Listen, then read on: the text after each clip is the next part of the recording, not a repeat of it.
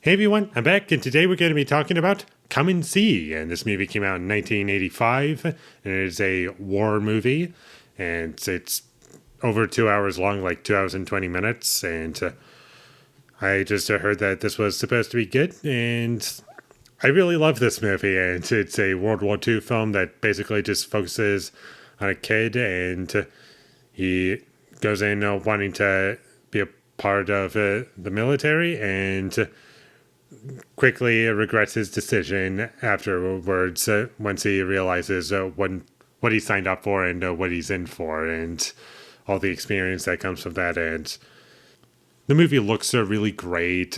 Just about every shot it looks beautiful except for a couple towards the end, which I found to be kind of distracting. But for the most part, I thought this movie looked really great.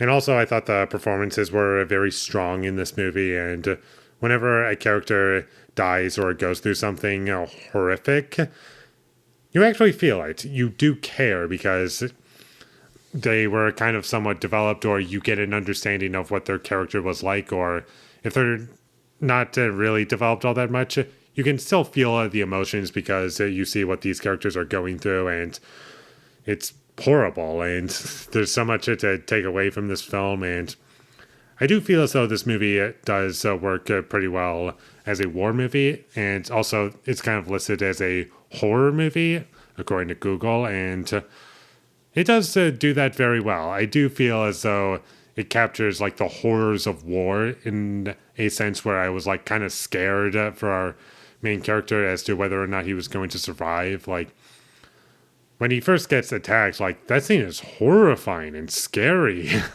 Like you want to get out of there. And he also meets this one girl, and I liked seeing him with her, and those scenes were really good. And there's lots of different characters that the main character interacts with throughout the film, and they're all interesting characters or characters that I liked seeing on screen, and they were compelling to me.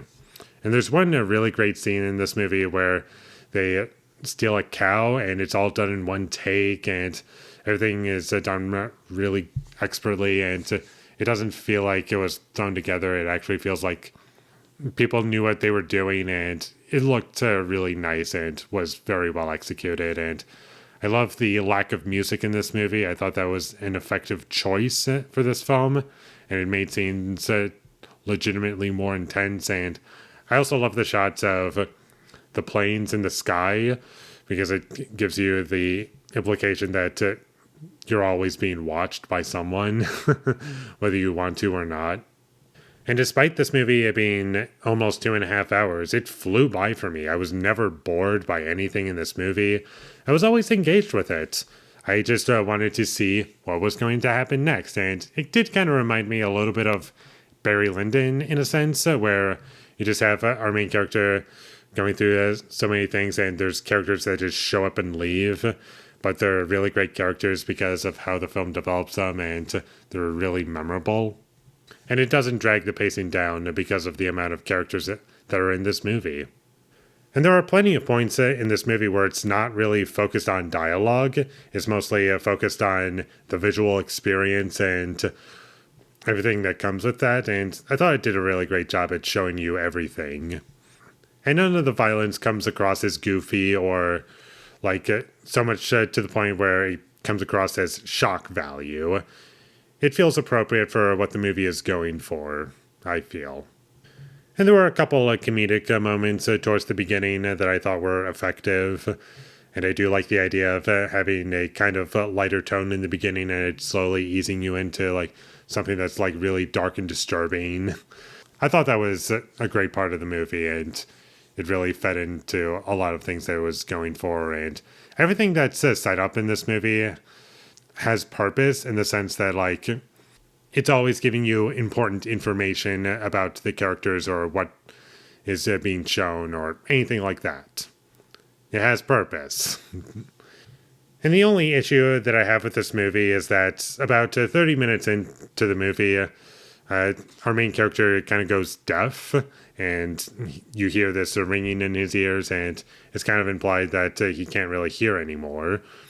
But about halfway through the movie, he starts talking to other characters regularly as if that never happened. I was like, did his hearing get better over time?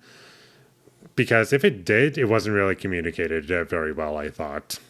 I felt as though it could have been communicated a bit better, but I do like, however, that him going deaf for a while, or deaf at all, kind of feeds into the idea that he didn't really listen to what people were telling him, don't do this. Like his mom did not want him to join the military at all, and she was very against it, and they were like literally throwing her away, and she couldn't do anything about it, and everything that led up into this movie eventually, and the things that our main character experiences, is like, yeah, maybe if you listened, that would have been a good idea, and then now you're deaf, so you can't listen to anyone, and so you're just always making bad choices, and you can't even hear other people. You're just only in your own mind.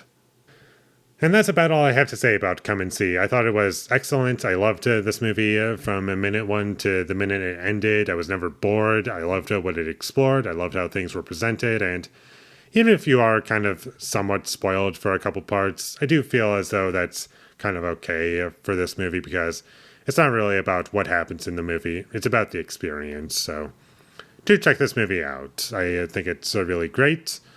It's currently on Amazon, although you have to rent it, so it's not free on Amazon, but oh well. It is what it is. So definitely check this movie out whenever you get the chance. I loved it. It's definitely one of my favorite war movies for sure, even after just one viewing. And with all that being said, I'm going to give Come and See a 10 out of 10. Thank you for watching my videos. As always, if you enjoyed this review, be sure to leave a like and comment down below you thought of Come and See, and my social media links. They will all be in the description, so follow me there. And last but not least, subscribe to be a part of Foley Nation, and I'll see you when I get my next review up, and that is going to be for Mother from 2009, directed by Bong Joon-ho. So look forward to that, but until I get that up, thank you for watching and have a great day.